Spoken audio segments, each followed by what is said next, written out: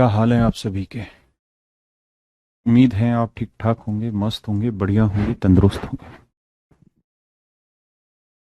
आइए मेरे प्यारे बच्चों, आगे बढ़ते हैं। कुछ नई मगर बढ़िया चीजें सीखते हैं रेशियो में।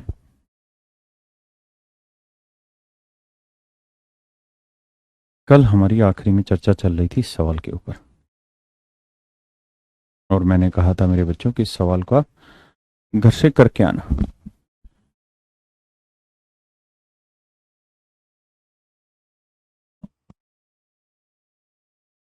देखिए मेरे बच्चे, समझने की कोशिश करिएगा। सवाल में कह रहा है किसी भंडार घर में रखे नारंगी, अनानास और मिश्रित फलों के रसों के डिब्बों की संख्याओं का अनुपात इतना है। Ratio of number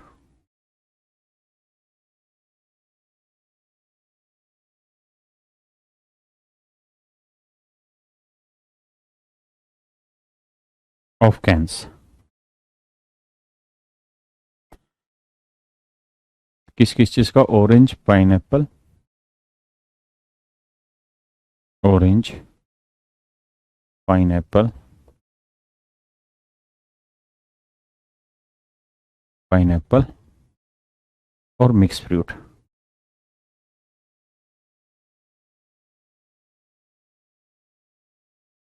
number of cans का रेशियो है मेरे बच्चे 8:9:15। इसका मतलब मेरे प्यारे बच्चों ये हुआ कि अगर संतरे के 8 केन हैं तो पाइनएप्पल के 9, तो मिक्स फ्रूट के 15। अब कहता है कि इन सब से 20-25%, 33.33%, 20% डिब्बों की बिक्री की जाती है, तो बचे हुए भंडार में रसों के डिब्बों की संख्या ज्ञात कीजिए। देखिए मेरे बच्चे, सवाल में कह रहा है कि सेल कितना कर दिया? 25%। तो मेरे बच्चे अगर 25% आपने सेल कर दिया तो इसका मतलब बचा कितना होगा? 75%। नेचुरल है भाई। ये बात तो समझने की कि कोई भी चीज अपने आप में 100% होती है। कोई भी चीज अपने आप में 100% होती है, या यूं कह सकते हैं कि कोई भी चीज अपने आप का 100% होती है, हम यूं भी कह सकते हैं। तो हमें ऐसे समझना है कि भाई अगर एक आदमी ने ऑरेंज के 25% चीजें बेच दी, तो मेरे बच्चे 25% बेच दी, तो बची कितनी? 75%। अरे हाँ है ना, बची कितनी? 75%। तो हम कह सकते हैं कि 8 का 75%। परसेंट का मतलब मेरे बच्चे बटे 100। कह रहा है जी अनानास का 33.33% चीज बेच दी, तो 100 में से 33.33% तो बिक ही गई। अच्छा, ये 3 3 के आगे डॉट लगा हुआ है, उसने टाइपिस्ट ने मिस्टेक करके डॉट नहीं दिखा रखा। तो 100 में से जब 33.33 घटाओगे तो ये बचेगा 1 सेकंड रुकना बच्चों, तो ये बचेगा मेरे प्यारे बच्चों 66.66। ये बचेगा, हाँ है ना। और अगर आप इसकी फ्रैक्शन बनाने जाएं तो इसको लिखेंगे 66 सही। बेसिकली 1/3 को अगर डेसिमल में लिखोगे ना तो 0.33 लिखते हैं। 2/3 को डेसिमल में लिखोगे ना दशमलव में, तो 0.6666 लिखे। तो अगर आपको आता है बहुत अच्छी बात है, नहीं आता तो आप परेशान मत होइए, बाद में सीख लेना। अभी बेसिक रेशियो की टर्म सीखो, क्योंकि ये तो नंबर का गेम है। तो हम इसे 66 सही 2/3% भी लिख सकते हैं। और इसे सोल्व करोगे तो 66 को 3 से करोगे, 3×6 = 18, 3×18 = 19। 198 में 2 जोड़ेंगे, 200/3%। हाँ है ना। यानी जो पाइनएप्पल था उसका 33.33% तो बिक गया, तो बचा कितना? 66 सही 2/3%, यानी 200/3%। परसेंट के नाम का हटाने के लिए बटे क्या लिखोगे? 100। इसमें हो सकता है फ्रैक्शन बनाने में, उल्टा सीधा करने में आपको दिक्कत हो, मत घबराइए, छोड़ दीजिएगा। अब आइए यहाँ, क्योंकि हमारा सवाल रेशियो है समझना।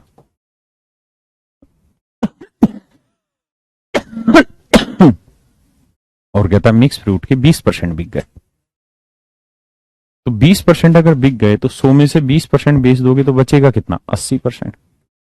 तो यानी जो भी क्वांटिटी थे उसका 20% बिक गया, तो बचा कितना? 80%। तो मेरे बच्चे हम ये कह सकते हैं कि अब उनके पास कुल मिला के जो मात्रा बची है वो इस अनुपात में बची। अब जो उनमें मात्रा बची है वो इस अनुपात में बची। हाँ है ना? समझिए ध्यान से। अब जरा आगे बढ़ते हैं। तो 100, तो 100 काट दो। अब देखिए जी, 3 से काटेंगे 3। अब मेरे बच्चे जो चीज कट रही काटिए। जिंदगी एक सफर है सुहाना, यहाँ कल क्या। 25 से कटेगा। देखो 25 दिए 75, 25 आठे 200। 25 से काटोगे ना तो 5 तो काटेगा इससे, 5 थी 15 और 5 से काटोगे 16। अब 8 भी काट रहा है तो 8 एकम 8, 8 एकम 8, 8 दूनी 16। 3 भी कट रहा है, 3 एकम 3 एकम 3 कटेंगे। आप अपने हिसाब से कर लेना। तो उत्तर आएगा मेरे बच्चे 1:1:2। जैसे मैंने कैलकुलेशन किया आप ऐसे बिल्कुल मत करिए, अपनी मन मुताबिक कैलकुलेशन करिए, घबराइए मत।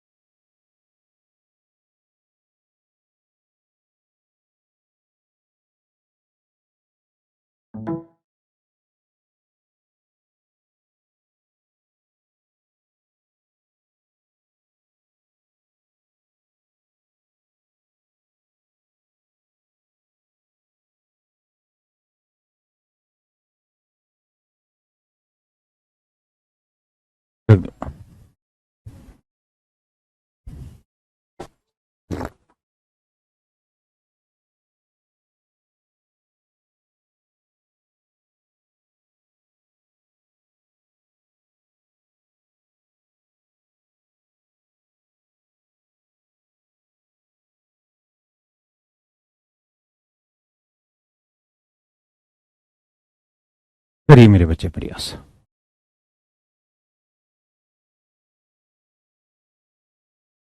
करिए कोशिश।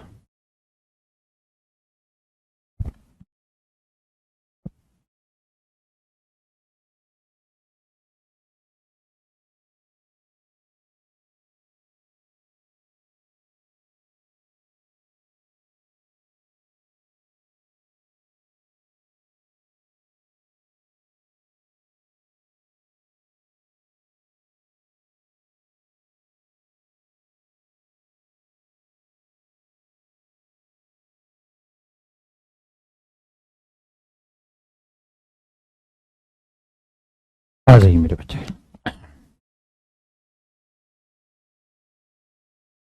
देखिए ऐसे सवालों को करने का क्या तरीका है, या मैं ऐसे 2-3 आसान सवाल लेके फिर समझाता हूँ। जैसे ये वाला सवाल है,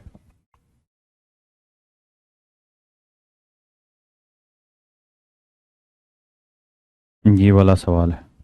अरे ये तो सेम ही हो गया। समझाना चाहते हैं कुछ और, समझ जाते हैं कुछ और। अच्छा 2 सेकंड पेशेंस रखना। अच्छा अच्छा आसान सवाल लेके आता हूँ पहले।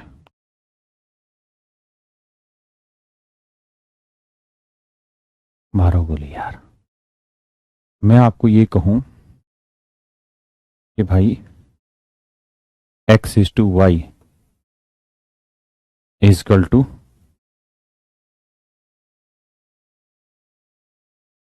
Into Z is 5:3:4.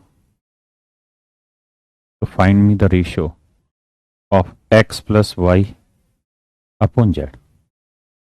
तो मेरे प्यारे बच्चों, डिटेल में अगर इस बात को समझे तो हमें तरीका ये करना होगा कि ये रेशियो है, अगर आप इसे रियल बना देंगे, इस 5 के 3 के 4 के का मतलब है कि हो सकता है ये 50 हो, ये 30 और ये 40 हो, तो x की वैल्यू 50 हो सकती है, हो सकता है x की वैल्यू 500, 300 हो, 400। लेकिन जब इन सबका रेशियो निकालेंगे ना, तो रेशियो वही 5 3 4 आएगा। तो हम वो k एक ऐसा मल्टीपल ले लेते हैं जो 5 का मल्टीपल कोई भी वैल्यू दे रहा होगा। तो इस सिचुएशन में हम कह देंगे यार x को 5 के मान लो सर जी, y को 3 के मान लो, और सर z को मान लिया करो 4 के।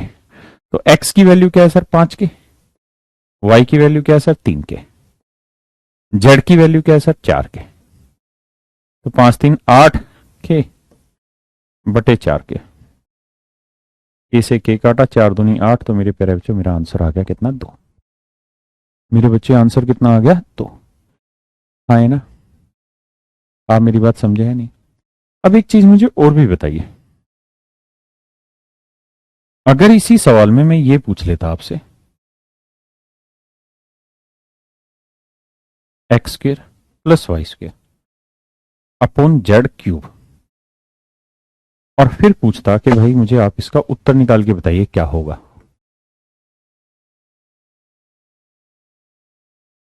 अब बताइए कि अगर ये हो तो X square plus Y square upon Z cube, इसकी वैल्यू बताइए क्या होगी।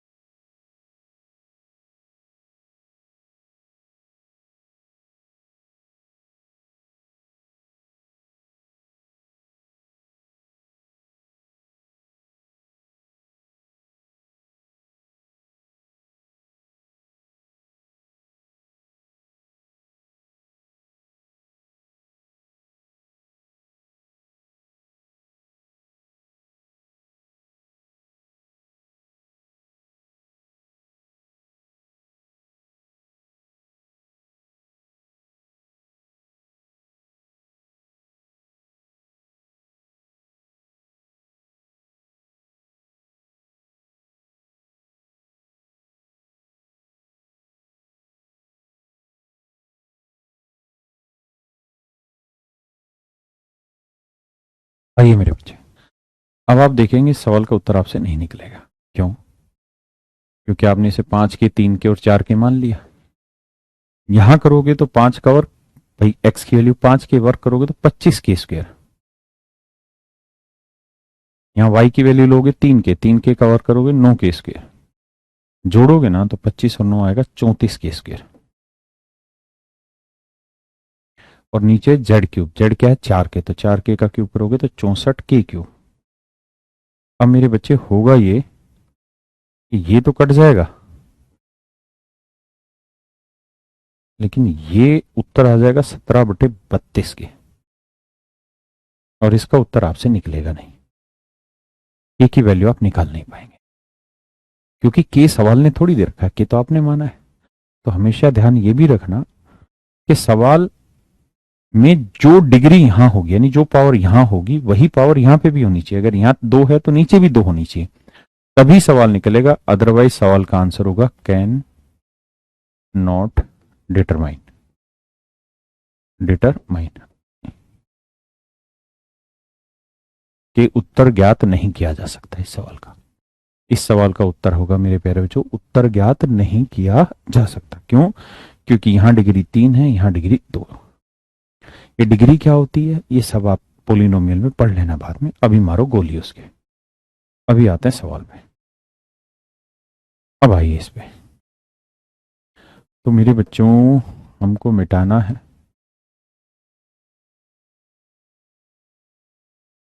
तो भाई मैं ये तो कह सकता हूं ना कि x माइनस वाई को मैं 2 के मान लू, y माइनस जेड को मैं 3 के मान लूं और z माइनस एक्स को मैं 5 के मान लूं। इसमें आपको कोई दिक्कत तो नहीं है ना मेरे बच्चों? इसको मैं मान ले रहा हूं 2 के, 3 के, 5 के। अब मैं कंपेयर कर रहा हूं तो इसको इससे, इसको इससे और इसको इससे। आपको कोई दिक्कत तो नहीं? नहीं। अब मुझे चाहिए क्या? तो मुझे चाहिए z is two x plus k. z is two x plus k. तो मेरे प्यारे बच्चों यहां आप कोशिश करिए कुछ ऐसी कि z की वैल्यू निकाल दें और x प्लस के की वैल्यू निकाल दें। कुछ ऐसा दिमाग दौड़ाइए कि z की वैल्यू भी आ जाए और k की वैल्यू भी, मतलब x प्लस के की वैल्यू भी निकाल दें। बुक कभी स्टार्ट नहीं करनी जब तक चैप्टर खत्म ना करा दो। जरा देखें कितने बच्चे दिमाग लगा रहे हैं। z माइनस के है सर, है? अच्छा, यहाँ z माइनस एक्स की जगह के था तो के लिख देते हैं, घबरा क्यों रहा है? हाँ है ना? अब मुझे एक बात बताओ मेरे दोस्त, हिंट देता हूं, करना आपने। आपको रेशियो क्या चाहिए? तो आप कहेंगे सर अच्छा अच्छा जी, ये गड़बड़ और हो रही है, यहाँ वाला के और यहाँ वाला के सेम नहीं होगा, ये भी ध्यान रखना। यानी उस के को बदलना होगा। यहाँ जो आप के मानने बैठे हो ना, 2 के, 3 के, 5 के मत मानिए, क्योंकि यहाँ पे भी के दे रखा है। इसे आप वो मान लीजिए 2a, 3a और 5a, क्योंकि मल्टीपल बदलना पड़ेगा, यहाँ पे भी क्या आ जाएगा नहीं तो। ठीक है, तो इसे रखिए 2a, 3a, 5a।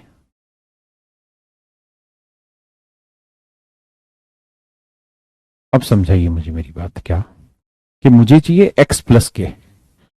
अब मैं इनमें से क्या करूं कि x प्लस के मेरा आ जाए? तो मेरे बच्चे एक काम ये ना कर लें हम, इस इक्वेशन में से ये वाली इक्वेशन माइनस कर दो। तो x माइनस वाई तो था ही, माइनस कर दो ये वाली चीज z माइनस के। हाँ है ना? और यहां 2a में से 5a सब्ट्रैक्ट कर दो। अब आप देखेंगे कि x minus y minus z और माइनस माइनस प्लस के, और ये आ गया 2 में से 5 गया 3 है, ये आ गया मेरे बच्चे -3। अब x प्लस के रख लेता हूं। अब ये बताइए y उधर जाएगा किसका होगा? प्लस का, -3a। माइनस जेड उधर जाएगा प्लस का, तो प्लस वाई प्लस जेड। एक बार इतनी बात समझिए, फिर आगे चर्चा करेंगे।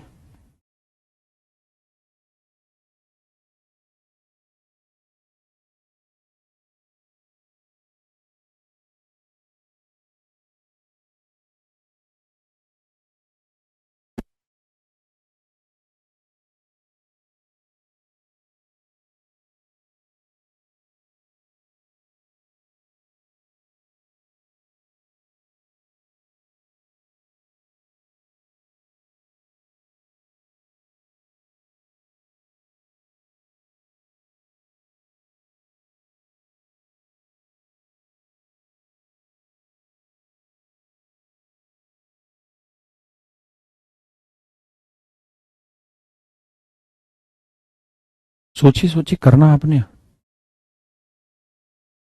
माइनस मत करो, फिर से करते हैं। देखो सीखना आपने, मेरे सिखाए हुए को मत पकड़िए। आप इतनी बात को तो समझ ही पाए होंगे सारे। देखिए मीन्स का क्वेश्चन है, थोड़ा तो घुमाएगा आपको, हल्का मामूली सा, घबराना नहीं है। थोड़ा दिमाग लगा के देखिए क्या हो सकता है। आपको यहाँ जेड चाहिए और वहां एक्स प्लस के चाहिए, कैसे निकाला जाए? बड़ी बात यह, करिए कोशिश।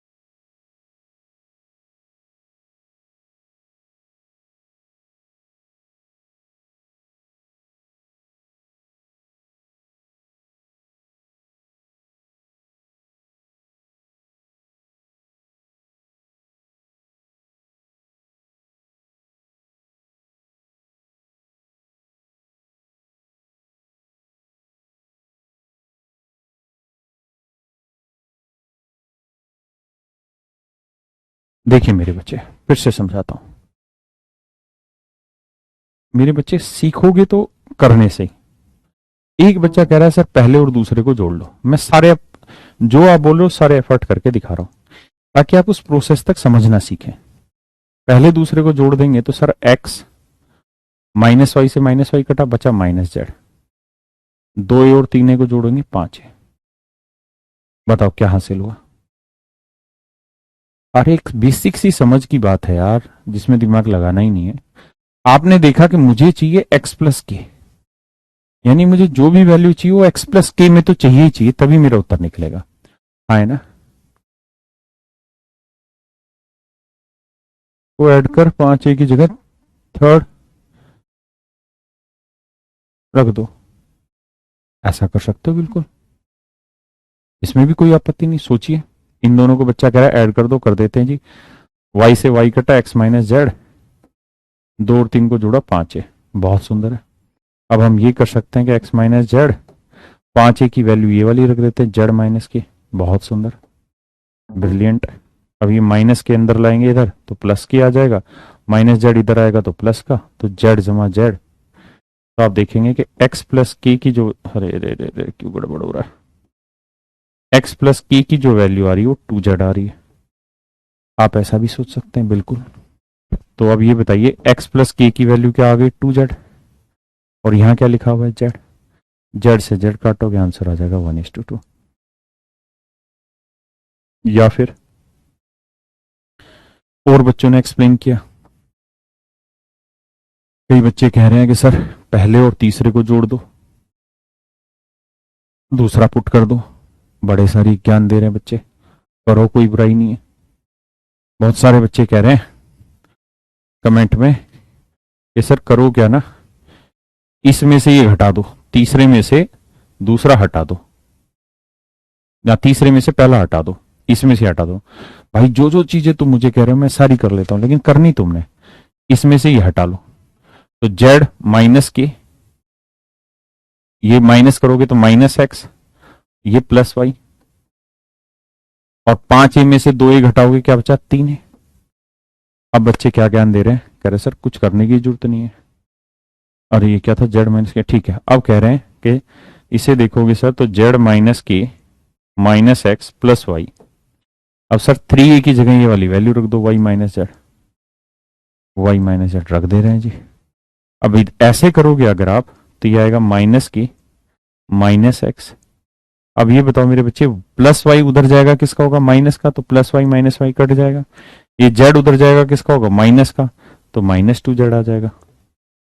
माइनस पूरे में से कॉमन ले दोगे तो के प्लस एक्स या एक्स प्लस के की वैल्यू क्या आ जाएगी? 2 जेड। रख देंगे, आंसर निकल जाएगा। यानी आप किसी भी तरीके से सवाल को सोल्व करेंगे, आपका उत्तर हर हाल में निकल जाएगा। हाँ है ना? बेसिक सॉल्यूशन के क्वेश्चन है।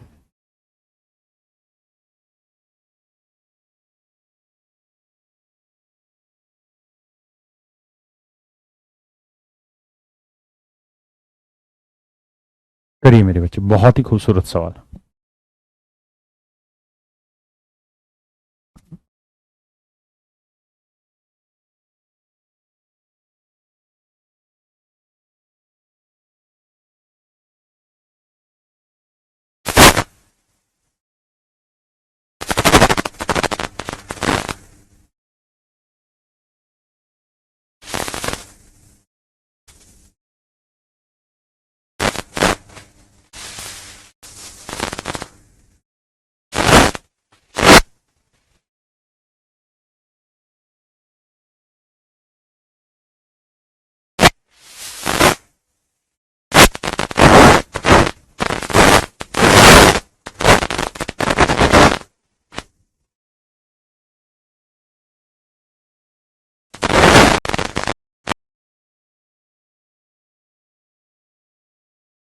देखिए जी, सवाल सोचिएगा, बहुत ही खूबसूरत सवाल है। कहता जी दो नंबर हैं, दोनों के दोनों कुल मिला के अनइक्वल है। अनइक्वल मतलब बराबर नहीं। Half of the smaller number is subtracted from each of the two given unequal number. Half of the smaller number is subtracted, then of the resulting number the larger one is 5 times the smaller one. कहता है दो अलग अलग संख्याएं हैं, अगर उनमें पहली संख्या ना छोटी संख्या का आधा दोनों संख्याओं से घटाया जाए, दोनों संख्याओं से घटाया जाए तो उनमें बड़ी संख्या छोटी संख्या के 5 गुना के बराबर होती है। तो बड़ी संख्या और छोटी संख्या का अनुपात ज्ञात करें। बहुत ध्यान से समझिएगा, ये है मेरे प्यारे बच्चों बड़ी संख्या और ये है छोटी संख्या। ये मेरे प्यारे बच्चों बड़ी संख्या है, ये छोटी संख्या। बी माने बड़ी और सी माने छोटी। सवाल में कह रहा है क्या कि छोटी संख्या से उसका आधा घटा दो। तो मेरे बच्चे छोटी संख्या क्या है? सी। छोटी संख्या है सी। सी से उसका आधा घटा दोगे तो बचेगा भी कितना? बाकी आधा। तो सी में से सी बाई 2 घटाओगे तो एलसीएम लोगे 2, ये 2c माइनस सी बाई 2, तो बचेगा कितना मेरे बच्चे? सी बाई 2। यानी छोटी संख्या से उसका आधा घटाने के बाद जो रिजल्ट आएगा वो आएगा सी बाई 2।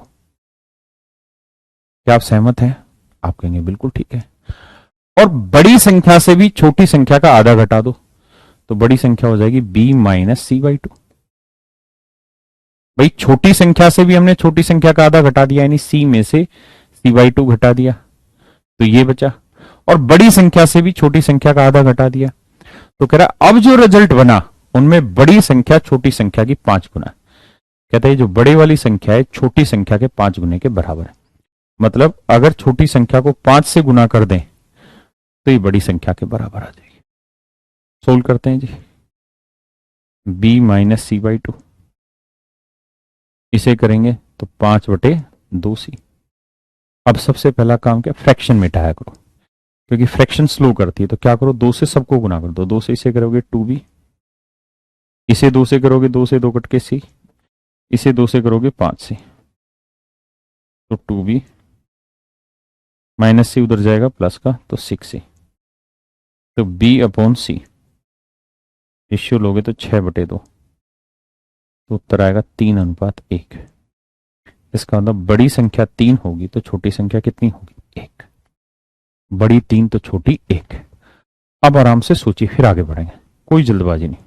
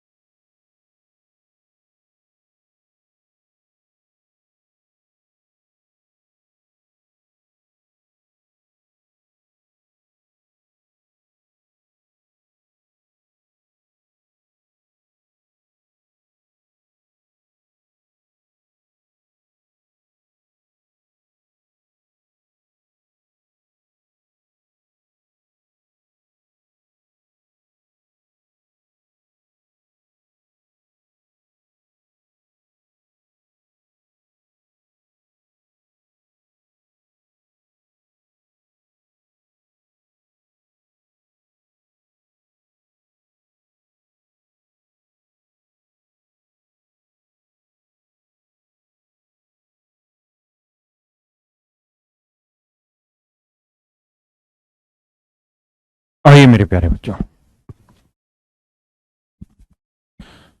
क्या आप समझ पाए? मेरे भाई, बड़ी नंबर का 5 गुना नहीं है। मैं कह रहा हूं, मेरे पास ये कोई नंबर 20 लिखा हुआ है और ये नंबर 4 है, और मैं कह रहा हूं ये बड़ी संख्या है, छोटी संख्या है। तो मेरे बच्चों, बड़ी संख्या छोटी संख्या का 5 गुना है या नहीं है? आप कहेंगे हाँ, 4 5 20। लेकिन मुझे अगर इनके बीच में बराबर का निशान लगाना हो, तो क्या इसे 5 से गुना करूं या इसे 5 से गुना करूं? तो यही तो करोगे ना ढकनो, कि छोटी संख्या को 5 से गुना करोगे तभी तो बड़ी संख्या निकल के आएगी, या बड़ी संख्या को 5 से गुना करोगे? कैसी बातें कर रहे हो यार। अब आते हैं अगले पॉइंट पे, इसी सॉल्व कि अगर आप निठल्ले हैं और इतनी मेहनत नहीं करना चाहते, तो हम ये काम ऑप्शन से भी कर सकते हैं एग्जाम में। कैसे? हमें ये देखना है कि भाई पहला ऑप्शन है 2 1, ये बड़ी 2 छोटी 1। अब कह रहा है इसका आधा हटा दो, तो 1 का आधा 0.5, हटाओगे तो 0.5, 2 से 0.5 गया, कितना बचा? 1.5। अब देखिए क्या ये इसका 5 गुना है? आप कहेंगे ना सर, ये 5 गुना नहीं, तो गलत है। अब सेकंड ऑप्शन लेते, 3 2, तो बड़ी संख्या 3, छोटी संख्या 2। अब कह रहे छोटी से उसका आधा हटा दो, तो 2 का आधा 1, 1 हटाओगे कितना बचा? 1। और 3 से भी 1 हटा दो, क्या बचा? 2। क्या ये 5 गुना हुआ? ये तो 1 का 2 गुना हुआ, नहीं है। अब अगला लो, 3 1, वो मैंने बता ही दिया। अब 1 4 ले लो, कि भाई छोटी संख्या 1 ले लेते हैं, बड़ी संख्या 4। तो 1 का आधा 0.4 ना 0.5, घटा दो। 0.5 ही इससे घटाओ, तो बचेगा कितना? 3.5। तो देखो क्या ये 7 गुना है या 5 गुना? तो आप कहेंगे 7 गुना है। इसका मतलब हमें चाहिए कितना? हमें चाहिए था 5 गुना। तो वो केवल एक ही ऑप्शन दे रहा था, ऑप्शन सी। आया ना मेरे भाइयों?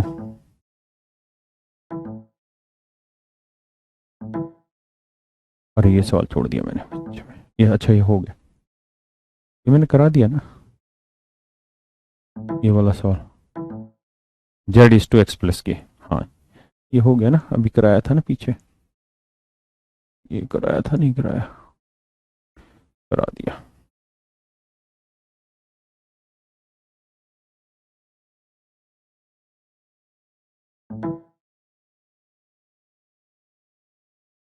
पढ़िए जरा इस सवाल को और करिए मेरे बच्चे।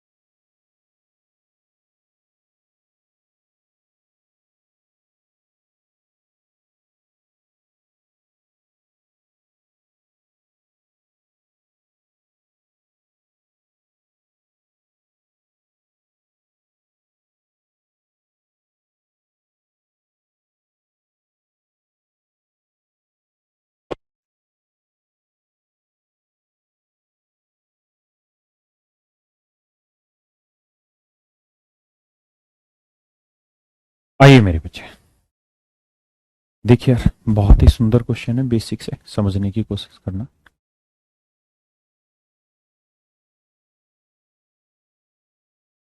सवाल में कह रहा है 4 कलम, 6 नोटबुक और 9 फाइल का मूल्य 355 रुपए। तो 4 पेन, 6 नोटबुक और 9 फाइल की कीमत है 305 रुपए। जबकि कह रहा है कि 3 कलम, 4 नोटबुक और 2 फाइल का जो मूल्य है वो है 145 रुपए। तो कह रहा है बताइए 5 कलम, 8 नोटबुक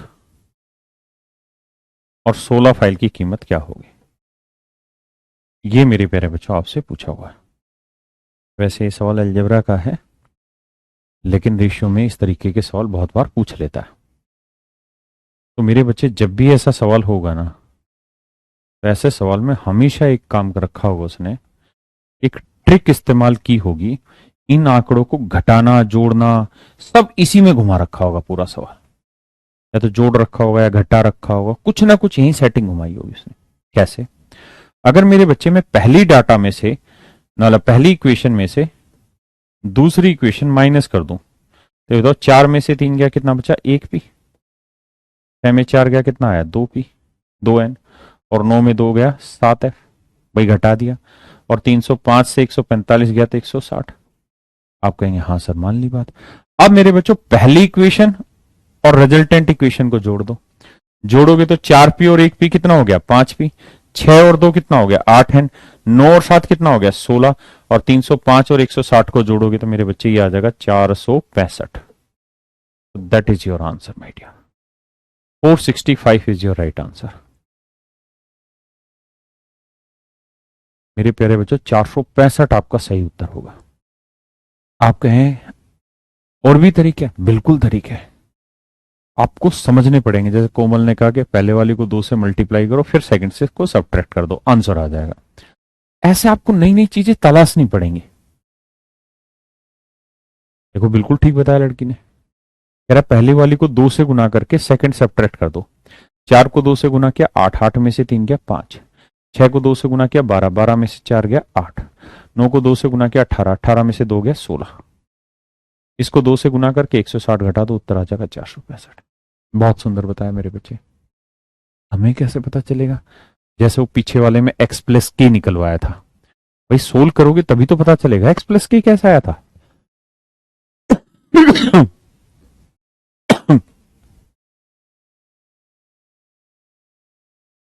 लगाइए दिमाग।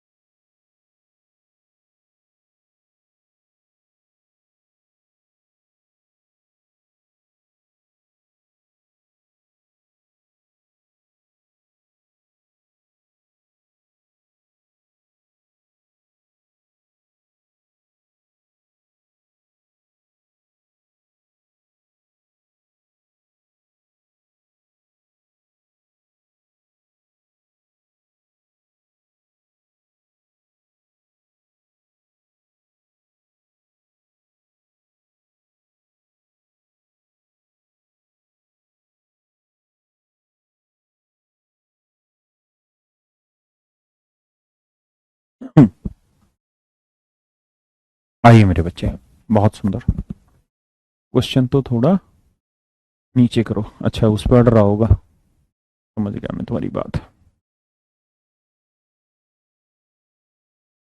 अब ठीक है। कह रहा है जी 8 पेंसिल, 5 कलम, के से डिनोट कर लेते हैं, और 3 रबड़ की कीमत है 111 रुपए। 9 पेंसिल, 6 कलम और 5 रबड़ का मूल्य है मेरे प्यारे बच्चों 130 रुपए।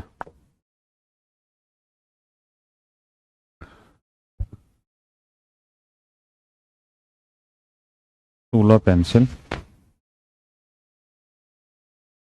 11 कलम और 3 रबड़ का मूल्य है 221 रुपए।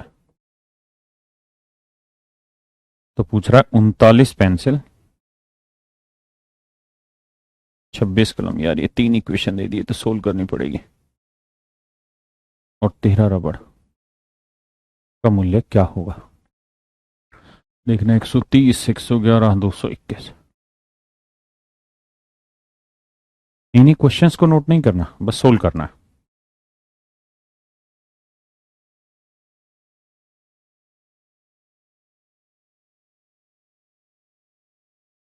बताइए कैसे किया जाए।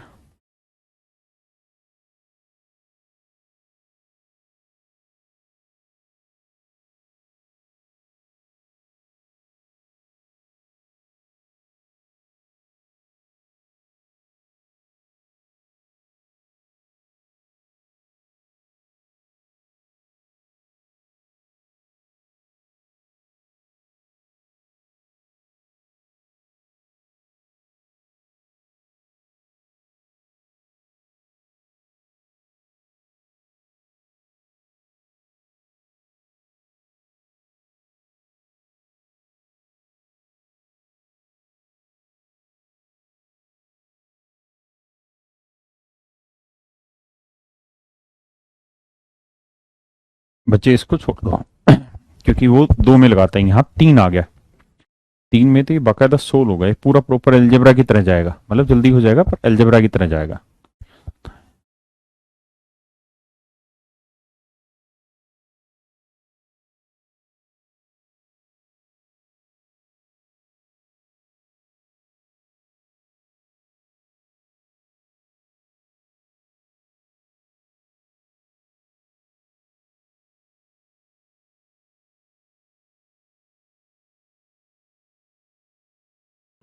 ये सोल्व होने वाला है।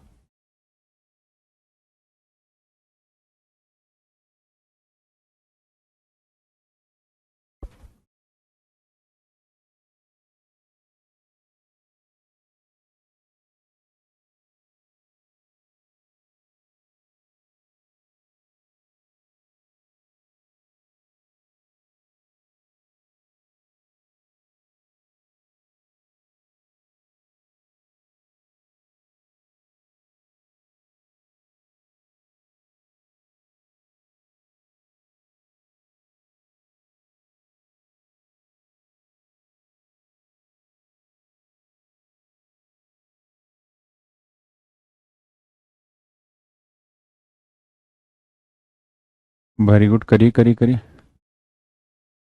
इतना आसान नहीं है जैसे आप सोच रहे हो।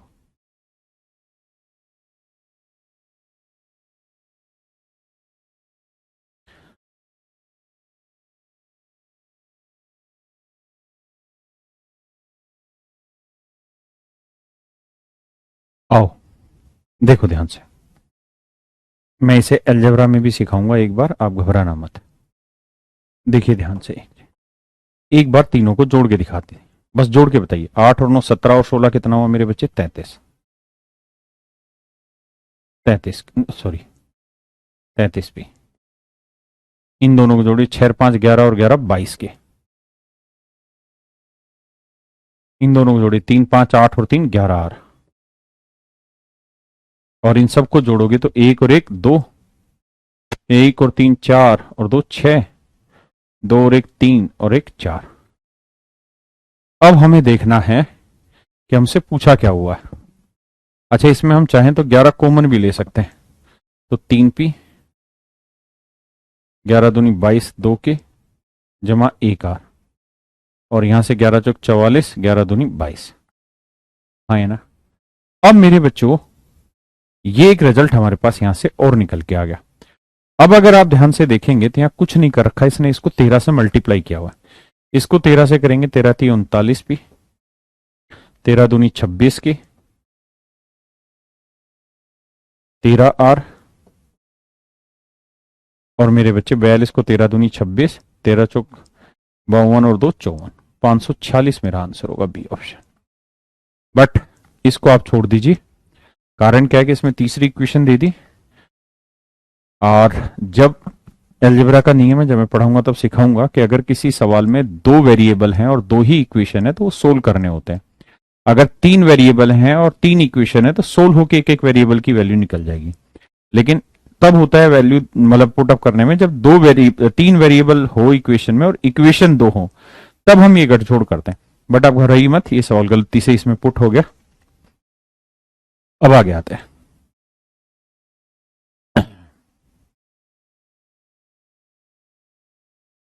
बताइए इस सवाल को।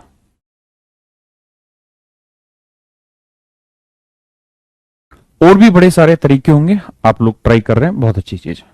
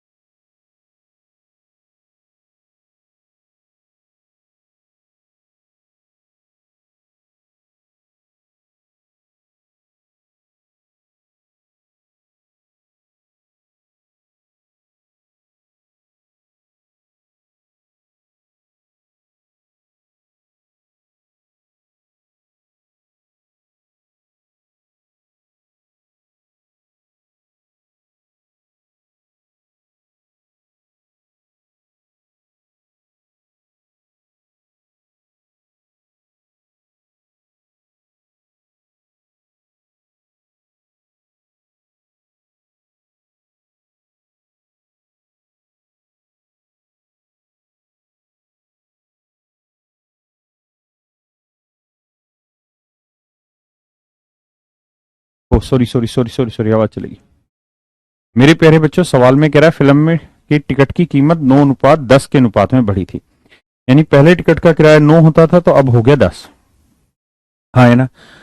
तो मेरे बच्चों ये बताओ, सवाल में कह रहा है पहले मूल किराया जो होता था टिकट का वो होता था 180 रुपए, जबकि हम कह रहे हैं पहले एक, अगर 9 किराया होता था तो अब कितना हो रहा है 10, क्योंकि अब प्राइस लिखा हुआ है, कीमत लिखी हुई है। मतलब पहले एक टिकट 9 रुपए की मिलती थी तो अब एक टिकट कितने की मिलेगी, 10। जबकि सवाल में कह रहा है पहले एक टिकट 9 रुपए की नहीं थी, 180 रुपए की थी। मूल किराया था 180 रुपए। तो एक यूनिट की वैल्यू निकालोगे तो 180/9 आएगा 20 रुपए।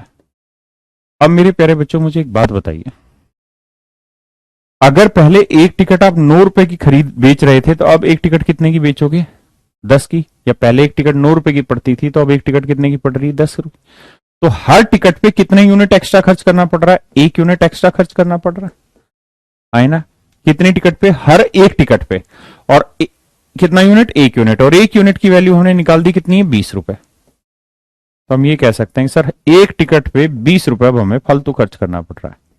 जबकि सवाल में कह रहा है कि वो टिकट ले रहा है कितनी, 2200 टिकट। तो अगर एक टिकट पे 20 रुपए फालतू खर्च कर रहे हैं तो 2200 टिकट पे कितना, 22 दूनी 44, यानी 44,000 रुपए वो एक्स्ट्रा खर्च कर रहा होगा यहाँ पे। ऑप्शन बी नहीं, ऑप्शन ए। पक्का।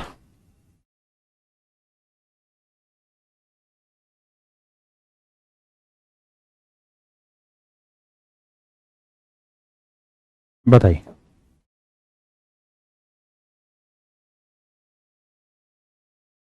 करिए मेरे बच्चे।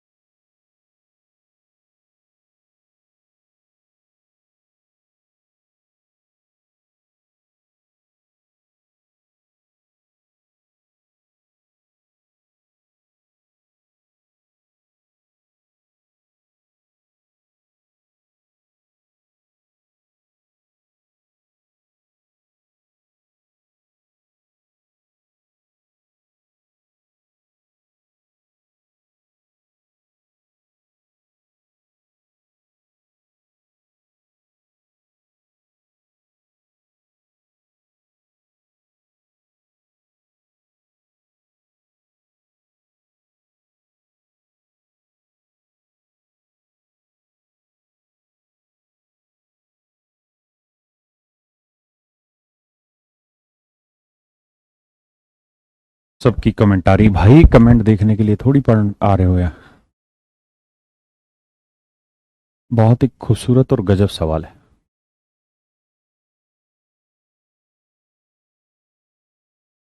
देखिए दोस्त,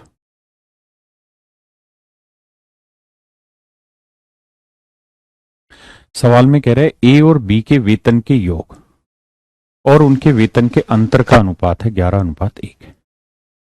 कहता है ए प्लस बी, अगर ए की सैलरी ए मान ले और बी की सैलरी बी, तो इनके योग और मेरे प्यारे बच्चों ए और बी के वेतन का अंतर, इनका जो अनुपात है वो 11:1 है। 11:1 है। क्या किसी भाई को कोई दिक्कत है यहां तक? नहीं। हम चाहें तो एक काम कर सकते हैं क्या, कि हम अपनी तरफ से मान लेते हैं कि यार ए प्लस बी की जो इनकम थी वो 11 की थी,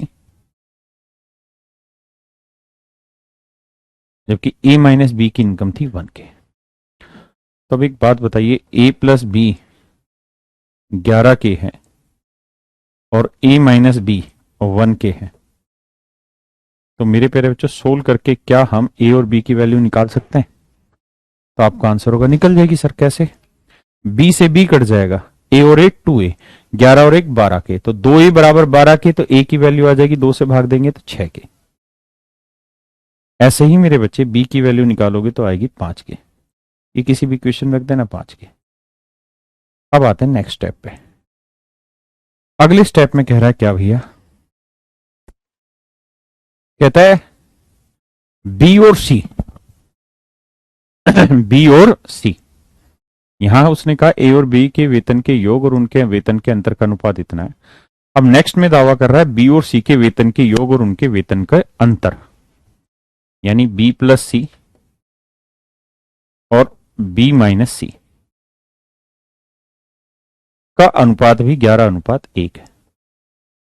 तो क्यों ना हम मेरे बच्चों ऐसा कर लें, यहां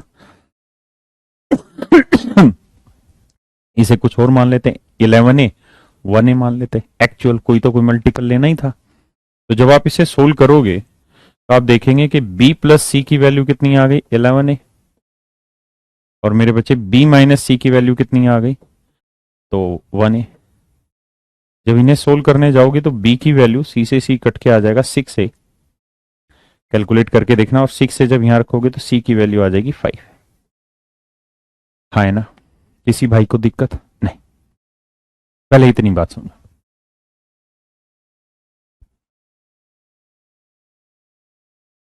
अब एक बात समझिए यार, मेरे बेटे ये बताइए, बी और सी की सैलरी का रेशियो निकालें तो क्या आएगा, 6:5। ए और बी की सैलरी का रेशियो निकालेंगे तो भी क्या आ रहा है, 6:5। तो यहां ए, यहां बी, यहां सी। ए और बी की सैलरी का रेशियो था 6:5, बी और सी की सैलरी का रेशियो भी है 6:5। कैलकुलेट करना सिखा रखा है आपको? आप कहेंगे बिल्कुल सिखा रखा है सर, 5 6 से इधर भी कर दो, 5 से इधर, तो ये 36 आएगा, ये 30 आएगा, और ये 25। पहले इतनी बात समझे, फिर आगे बात करें।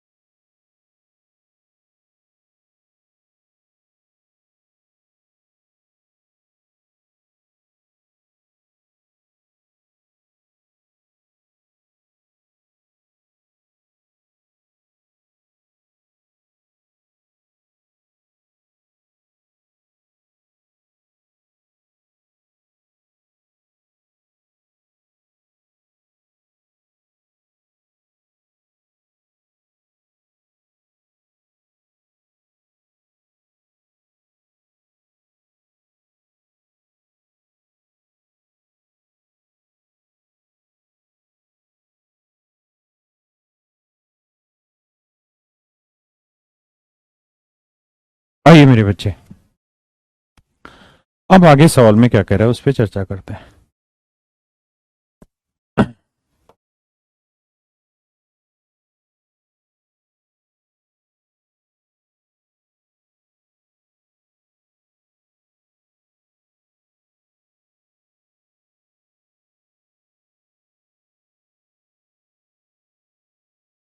अब मेरे बच्चों ये बताइए, हमें यहां से ये पता चल गया कि ए की सैलरी 36 है, बी की 30 है, सी की 25, तो तीनों की सैलरी कितनी बनी? तो 36 जमा 30 जमा 25, जोड़ देंगे 6 5 11, 3 3 6 2 8 1 9, 91 यूनिट। 91 यूनिट, 3 3 6 2 8 होते 1 9, ठीक है। 91 यूनिट रिप्रेजेंट कर रहा है टोटल सैलरी को 1,82,000। तो एक यूनिट की वैल्यू कितनी आएगी? तो ये आएगी 2,000। तो पूछ रहा है कि भैया बी के सैलरी क्या होगा? तो 30 यूनिट 30 गुना 2,000 करेंगे तो ये आएगा मेरे बच्चे 60,000। आए ना? आइए आगे।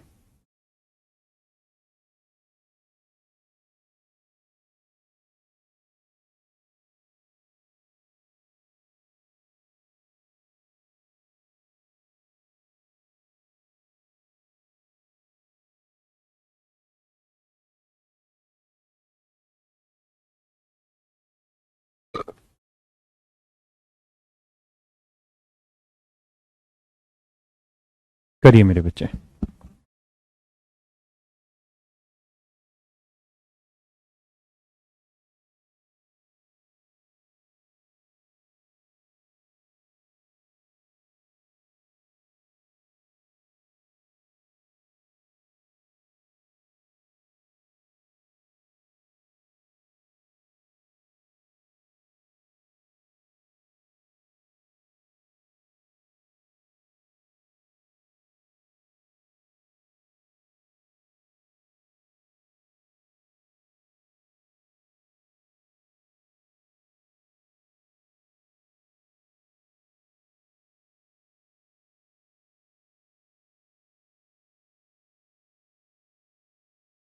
अब मेरे बच्चे सवाल आपका पूरी तरह करेक्ट है, करिए।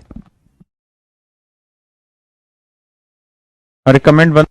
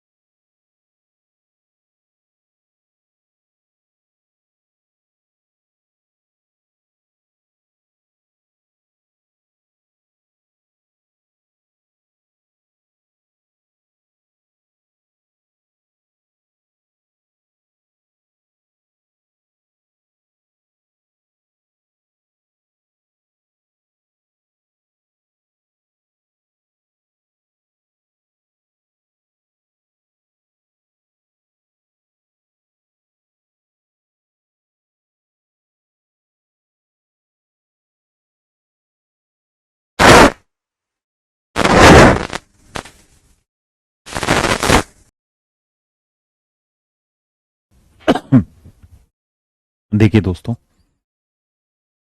बहुत ही बढ़िया सवाल।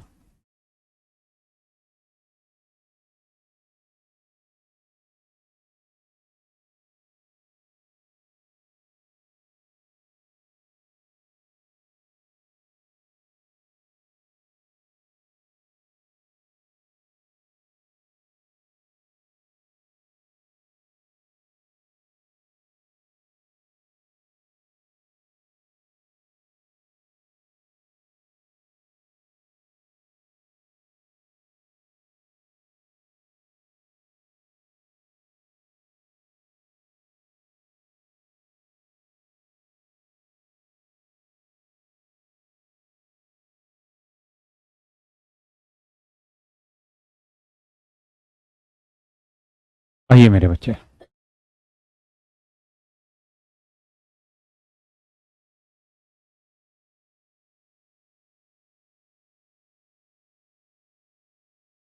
सवाल पे आते हैं।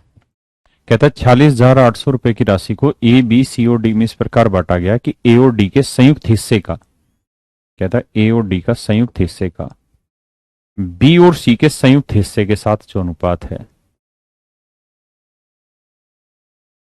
कहता है ये जो रेशियो है मेरे बच्चे ये है 8:5।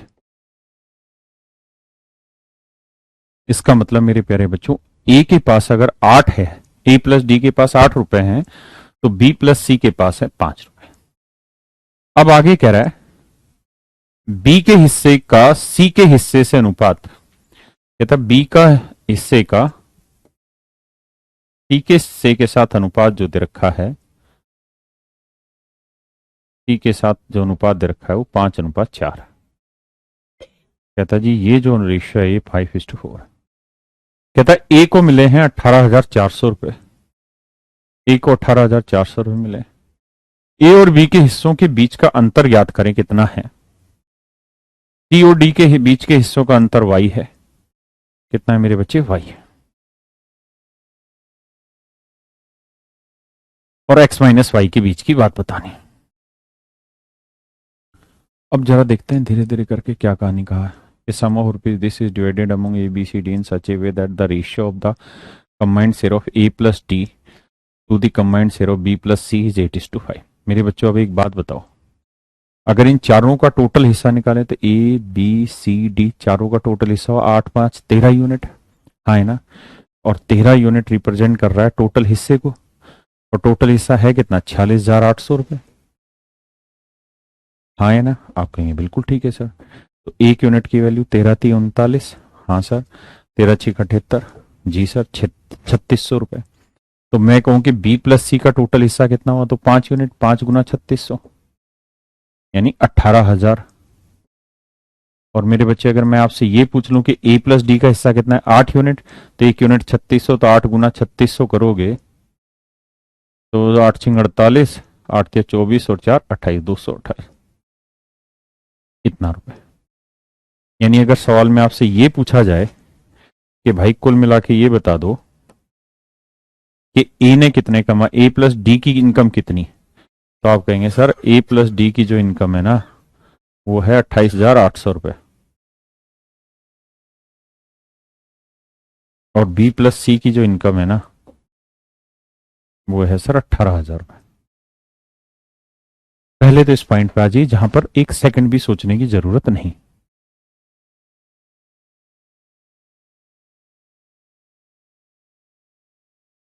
अब मेरे बच्चे ये बताओ बी और सी को कुल मिला के कितने मिले? 18,000। जबकि उसने कहा कि बी और सी को जो पैसा मिलता है वो 5:4 में मिलता है। यानी बी को 5 यूनिट तो सी को 4 यूनिट, तो दोनों को 5 और 4 कितना मिला? 9 यूनिट। तो 9 यूनिट रिप्रेजेंट करा 18,000 को। तो एक यूनिट की वैल्यू मेरे बच्चों आएगी कितनी? 2,000। एक यूनिट 2,000 तो 5 यूनिट 10,000, और 4 यूनिट, एक यूनिट 2,000 तो 4 यूनिट कितना? 8,000। इसका मतलब बी को जो पैसा मिला है वो हमें पता है कितना है जी? 10,000। सी को जो पैसा मिला वो कितना है? 8,000। अब मेरे बच्चों ये बताओ, ए को 18,400 मिला है, तो अगर ए को 18,400 रुपए मिला है तो आप मुझे बता सकते हैं कि डी को कितना मिला होगा अगर दोनों को कुल मिला के 28,800 रुपए मिला? पहले समझो फिर आगे बढ़ेंगे। बेटा ये लिख देना कि समझ नहीं आया, इससे बात थोड़ी बनेगी। आप ये बताइए कौन सी चीज समझ नहीं आई, क्योंकि बिल्कुल बेसिक ही चला रखी है, हाई फाई और एडवांस की तो कहानी ही नहीं है।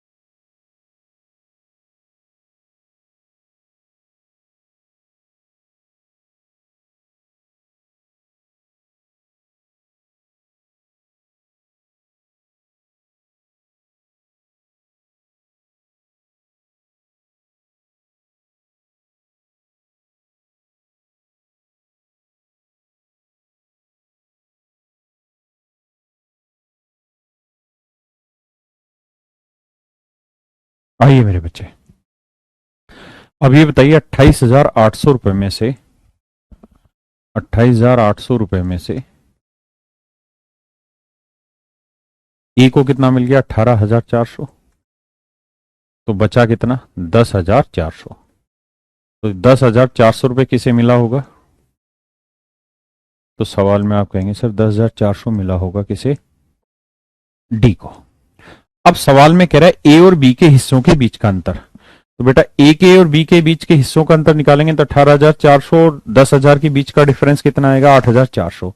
तो कह रहा है जी एक्स की वैल्यू है 8,400 और सी और डी के हिस्सों के बीच का अंतर निकालेंगे तो वो वाई है। तो सी को 8,000 है, डी को 10,400, तो इनके बीच के डिफरेंस को इसने वाई नाम दिया। तो मेरे बच्चे 8,000 10,400 का डिफरेंस लोगे 2,400। तो सवाल में कह रहा है कि एक्स माइनस वाई बताइए। तो उत्तर आएगा मेरे बच्चे 6,000। Option B. कितना आएगा जी? Option B.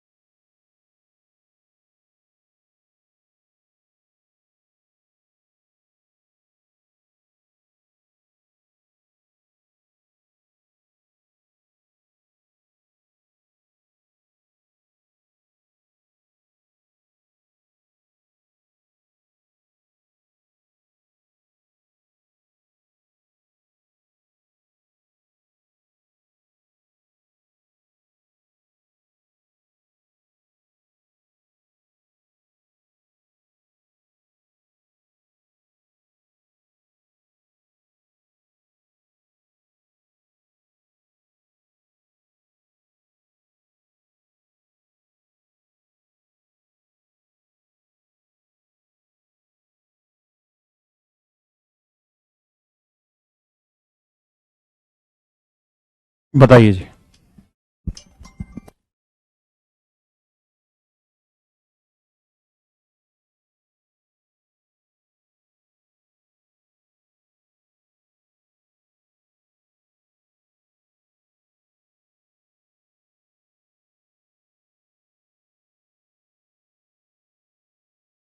कहता है कक्षा में लड़कों और लड़कियों की औसत आयु लड़कियों की संख्या के 2 गुनी है।